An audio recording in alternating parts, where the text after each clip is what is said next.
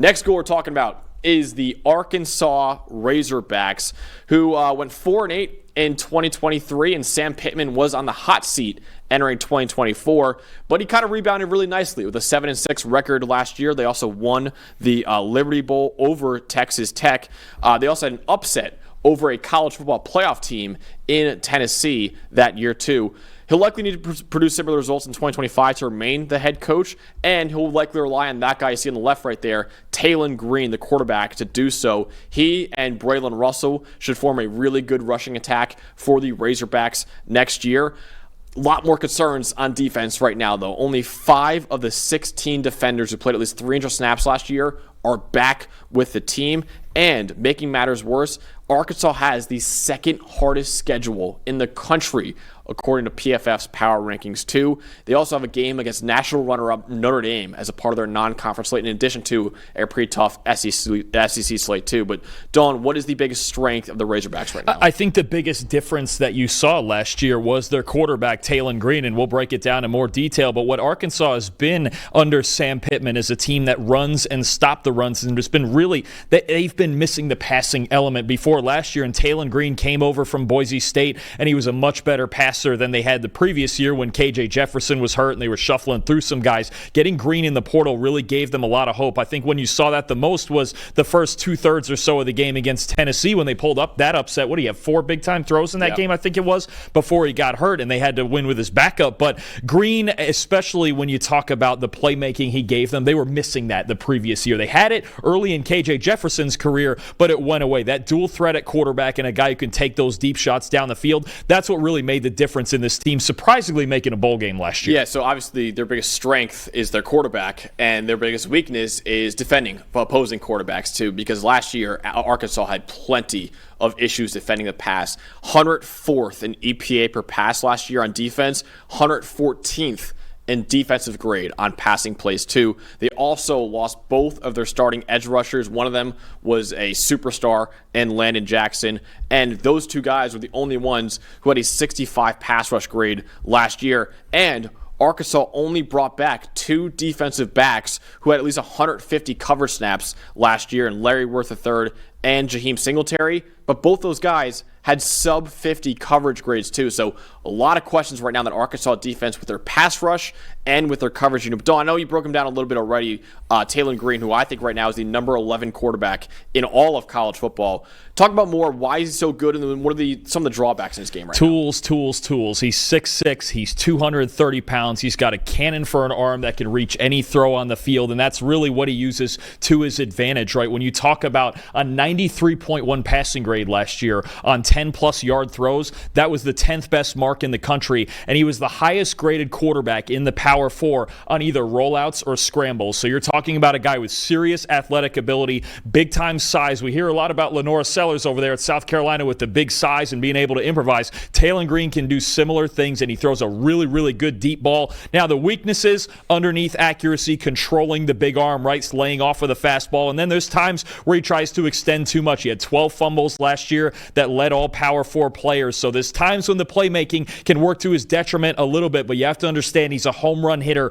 on any play with the big body, the big arm, and deceptive speed for a guy that size. Absolutely, and he'll have a great blindside protector too, and Corey Robinson II transferring in from Georgia Tech. So yes, Arkansas did lose their 2 best offensive linemen to the portal in guard Joshua Braun and their center in Addison Nichols. But like I said, Corey Robinson was an elite pass blocker last year at Georgia Tech. He was actually second among all tackles in America with a 91 pass blocking grade last year.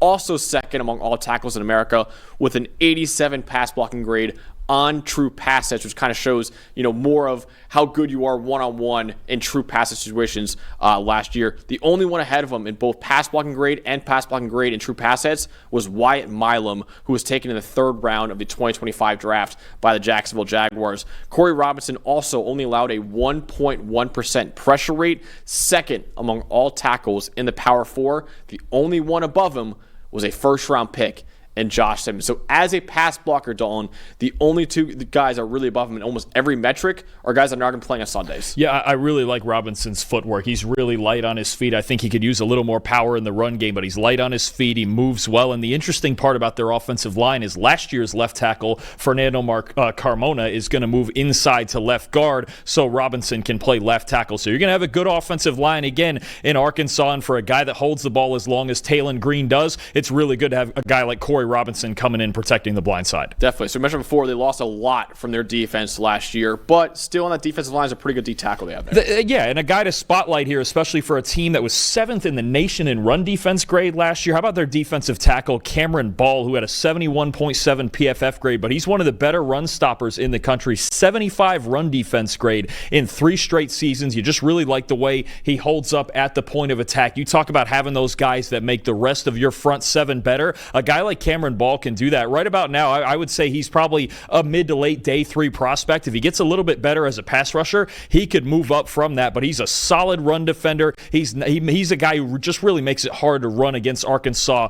between the tackles. So basing everything around him, I think they got to find some edge help, of course, with Landon Jackson getting drafted to the Buffalo Bills. But as far as their run defense goes with Ball as the foundation, I'm not too worried about that. It's more about their secondary and seeing where some of those transfer guys on the back end can have success more so than last year. Absolutely, yeah. The 9th most defensive stops for Cameron Ball last year among all D tackles in the Power 4. All right, Dawn, bottom line time. Do we think it'll be another bowl game year for Arkansas? And their win total right now is 5.5. So if you're taking the over, you do think they're going to make a bowl game. If you're taking the under, they're not making a bowl game.